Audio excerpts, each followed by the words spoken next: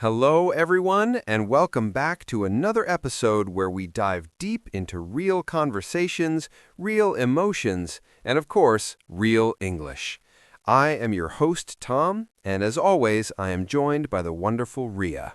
Hi, everyone. It is so good to be back here with you, Tom, and with all our listeners.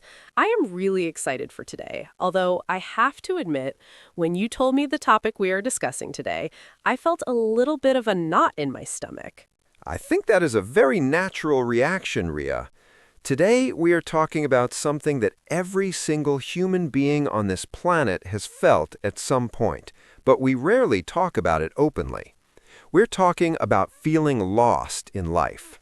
Wow, just hearing you say that phrase, feeling lost in life, it feels heavy. It feels big. It is that feeling when you wake up in the morning and you are just not sure if you are on the right path or if there's even a path at all. Exactly. It's that sense of disorientation. You know when you're driving in a car and suddenly the GPS stops working and you look around and nothing looks familiar? That panic sets in. But we're talking about that happening inside your soul, inside your daily routine. That is such a good metaphor. It's spiritual disorientation.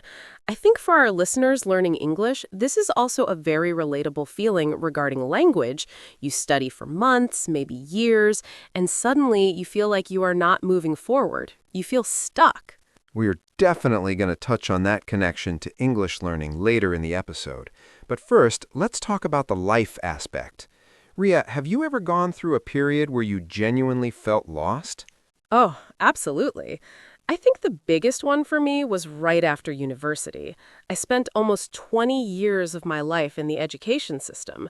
You know the drill. You go to school, you take exams, you get grades, you move to the next year. The path is laid out for you perfectly. It's like a highway. Right, it's structured. You don't have to think about the destination because the road signs are everywhere. Exactly. But then graduation happened. I threw my cap in the air, everyone clapped, and then the next morning I woke up and realized the highway ended. There was just a big open field with no signs. I remember sitting at my kitchen table drinking coffee and thinking, what now? Who am I if I'm not a student? That identity crisis is huge. We often define ourselves by what we do, not who we are.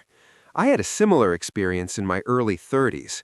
I was working a corporate job that looked great on paper, good salary, nice office, people respected me, but every Sunday night I would get this terrible feeling in my chest.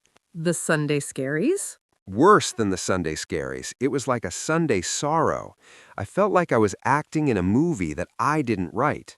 I looked at my boss and thought, I don't want his life, but I didn't know what else to do. I felt trapped by my own choices. That's a scary place to be, being successful on the outside, but feeling completely hollow on the inside. I think a lot of people stay in that place because it's safer than the unknown. It's the comfort zone, but it's a comfort zone that slowly suffocates you. You know, I read somewhere that feeling lost is actually a sign of growth. It means your old self doesn't fit your current reality anymore. I love that perspective. It frames it as a positive thing, or at least a necessary thing, like a snake shedding its skin. It's uncomfortable and probably itchy and gross, but it has to happen to grow. Precisely. But when you're in the middle of it, it doesn't feel like growth. It feels like failure. It feels like everyone else has it figured out. Especially with social media, you open your phone and see a friend getting a promotion, another friend getting married, someone else traveling to Bali, and you're sitting there in your pajamas at 2 in the afternoon wondering why you can't get your life together. Comparison is the thief of joy. That's a famous quote for a reason. We compare our behind-the-scenes footage with everyone else's highlight reel. It creates this illusion that we're the only ones wandering in the dark. So, Tom, before we go deeper into how to handle this, I think we should pause for a moment. We've used some really interesting vocabulary in this first part of the conversation. Good idea. Let's do our first vocabulary recap. Okay, listeners, here's how it works. We've picked the 3 hardest or most useful words from the conversation so far. Tom is going to explain them, and then I have a question for you. The first word is disorientation. I used this earlier. Disorientation is a noun. It's the feeling of being confused about where you are or where you're going. It can be physical, like spinning around in circles until you're dizzy, or mental, like not knowing what to do with your life. That is a great word. What is the second one? The second word is hollow. I said I felt hollow on the inside. Hollow means empty, like a chocolate bunny that has nothing inside. When used to describe a feeling, it means feeling meaningless, empty, or without substance. And the third word? The third word is suffocate. Literally, this means to die because you cannot breathe, but metaphorically, as I used it, it means to feel trapped, restricted, or oppressed by a situation, like a job or a relationship that does not let you be free. Thank you, Tom. Those are powerful words. Disorientation, hollow, and suffocate. Now, here's my question for you, the listener. I want you to answer this out loud right now, wherever you are.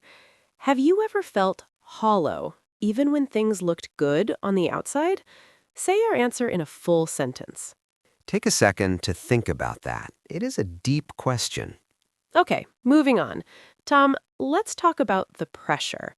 Why do we feel so much pressure to have everything figured out by a certain age? I think it's cultural conditioning. We have these milestones.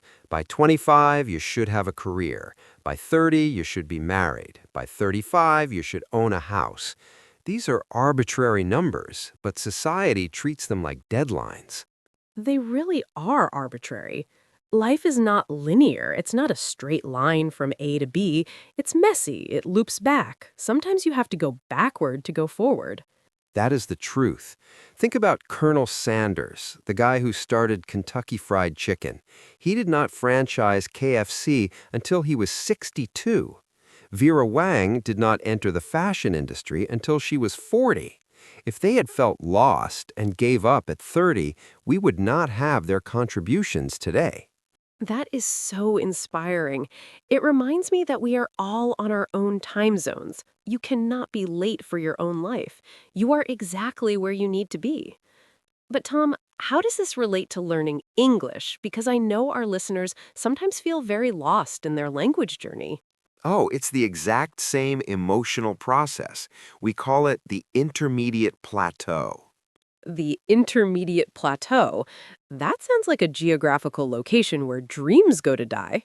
It kind of feels like that. When you start learning English, everything is new. You learn hello, thank you, apple. You see progress every single day. It's exciting. You feel found. Right, you're climbing the mountain and the view is getting better every day.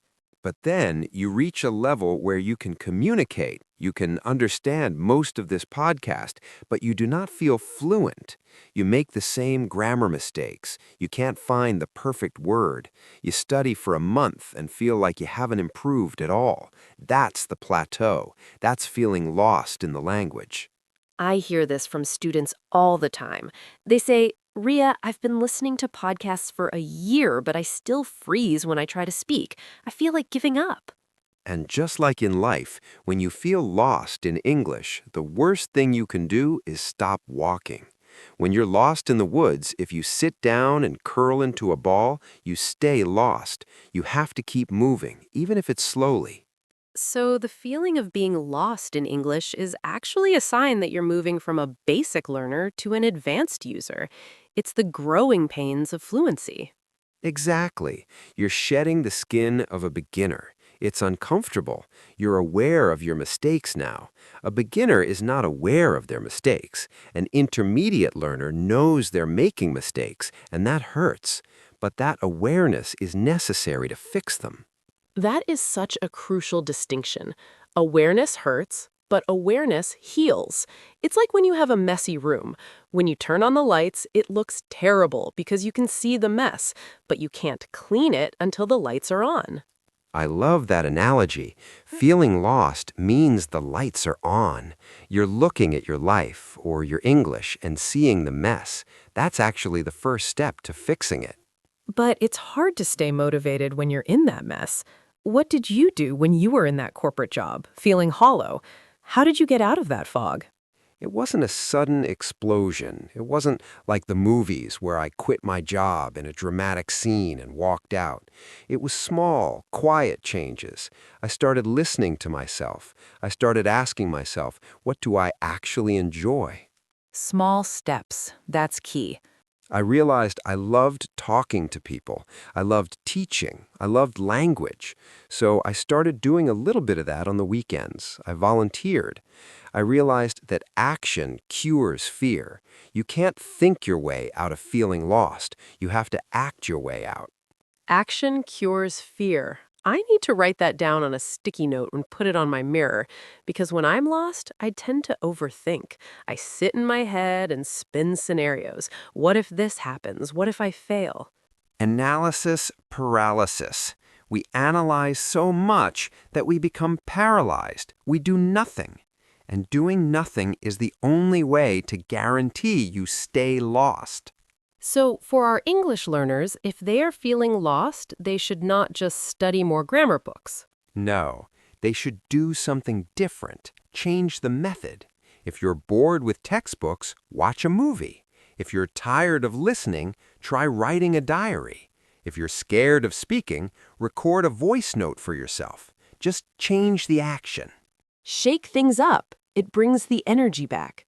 Before we get into some really specific strategies for finding your way, let's do our second check-in. We have covered some great concepts here. I am ready. What are the 3 words for this section? Okay, word number 1 is arbitrary. We talked about arbitrary age limits. Arbitrary means based on a random choice or personal whim rather than any reason or system, like picking a number out of a hat. There's no logic to it. Got it. And the second word? The second word is plateau. In geography, a plateau is a high, flat ground. In learning, it's a period where you make little or no progress after a period of rapid progress. It feels like you have flattened out. And the third one? The third word is paralyzed. Medically, it means you cannot move your body, but in our context, analysis paralysis, it means being so overwhelmed by thinking and options that you're unable to make a decision or take action. Thank you, Tom. Arbitrary, plateau, and paralyzed. Listeners, here is your question for this section.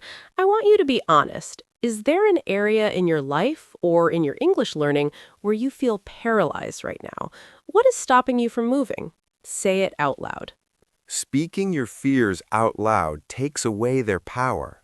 It really does. Okay, Tom, let's pivot to the solution side of things. We've acknowledged the feeling, we've validated it, we know it happens in life and in English. How do we find our compass again? The first step is acceptance. Stop fighting the feeling. Stop saying, I shouldn't feel this way. You do feel this way. Accept it. Say, okay, I am lost right now. That's my current coordinate. That surrendering is powerful. It stops the internal war. Once you accept it, you can start looking for clues. I call them breadcrumbs. You know the story of Hansel and Gretel. They left breadcrumbs to find their way home. In life, your breadcrumbs are the things that make you lose track of time. Oh, I love that. The things that put you in a state of flow. Yes. When are you doing something and you forget to check your phone? When do you feel light? For me, it was when I was explaining things to people. I would get lost in the conversation. That was a breadcrumb telling me I should be a teacher. For me, it's storytelling. When I'm crafting a story or listening to someone tell a story, I feel alive. That's why I love podcasting. So, to our listeners, look for your breadcrumbs. Maybe you love cooking. Maybe you love organizing data. Maybe you love fixing things. Follow those small joys. They're pointing you in the right direction. And for English? For English, follow the content that interests you. Don't read business English news if you hate business. If you love cooking, watch recipes in English. If you love football, listen to match commentary in English. Follow the interest and the language will follow. That makes learning sustainable. It stops being a chore and starts being a hobby. Another huge factor is community. When you're lost in the woods, the best thing to see is another person. Isolation makes feeling lost 10 times worse. You think you're the only one failing. That's why we created Real English Voices, to build a community. When you talk to other learners, you realize everyone struggles with prepositions. Everyone feels silly speaking sometimes. Shared burden is half the burden. Reach out, leave a comment, join a club, talk to a friend, tell someone, "Hey, I feel a bit stuck." You'll be amazed at how many people say, "Me too." Me too are the two most comforting words in the English language. They really are. And finally, I want to talk about patience. We live in a world of instant gratification. We want Amazon Prime delivery for our life goals. We want to order fluency or happiness and have it arrive tomorrow. But soul work is slow work. That's beautiful, Ria. Soul work is slow work. You can't rush the seasons. You can't force a flower to bloom by pulling on its petals. You just tear it apart. You have to water it, give it sunlight, and wait. I think that's the hardest part for me, the waiting, the uncertainty. The uncertainty is actually where the magic happens. If you knew exactly what was going to happen in your life for the next 10 years, you'd be incredibly bored. That is true. It would be like watching a movie where you already know every spoiler. No surprises. Getting lost allows you to end up places you never planned to go. Some of the best things in my life, meeting my wife, starting this podcast, moving to this city, happened because my original plan failed. I got lost, and I found something better. So, getting lost is actually an invitation to a better destination? I believe that with all my heart. That gives me so much hope. It makes the fog feel less scary and more mysterious, like an adventure. Let's do one final vocabulary check before we wrap up this heartfelt conversation. Okay, hit us with the last 3 words, Tom. The first word is gratification. I mentioned instant gratification. Gratification is the state of feeling pleasure or satisfaction. Instant gratification is wanting that reward right now without the wait. A huge problem in modern society. Next word. The next word is sustainable. We talked about making learning sustainable. Sustainable means able to be maintained or kept going at a certain rate or level. If a habit is sustainable, you can do it forever without burning out. And the final word for today? The final word is uncertainty. This is the state of being uncertain. It means not knowing what will happen. It is the lack of sureness. It is uncomfortable, but as we discussed, it is where possibility lives. Gratification, sustainable, and uncertainty. Listeners, here is my final question for you. It is a challenge, really. Can you name one breadcrumb in your life? One small thing that brings you joy and makes you forget the time. Say it out loud. I love to... Please do that. Find your breadcrumbs. Tom, this has been such a therapy session for me, and I hope for our listeners too. I hope so too. I want to leave everyone with this thought. If you are feeling lost right now, do not panic. You are not broken. You are just in transition. Be kind to yourself. Speak to yourself like you would speak to a best friend. You wouldn't scream at a friend who is lost in a new city. You would help them look at the map. Be your own best friend. That is the takeaway. And keep showing up for your English. Even just 5 minutes a day. It adds up. You are building a bridge, brick by brick. You might not see the other side yet, but keep laying the bricks. Thank you for listening to Real English Voices. We appreciate you letting us be a part of your journey. Remember to subscribe if you haven't, and share this with someone who might be feeling a little lost today. You never know how much they might need to hear this. We will see you in the next episode. Keep talking, keep listening, and keep growing. Bye for now. Bye.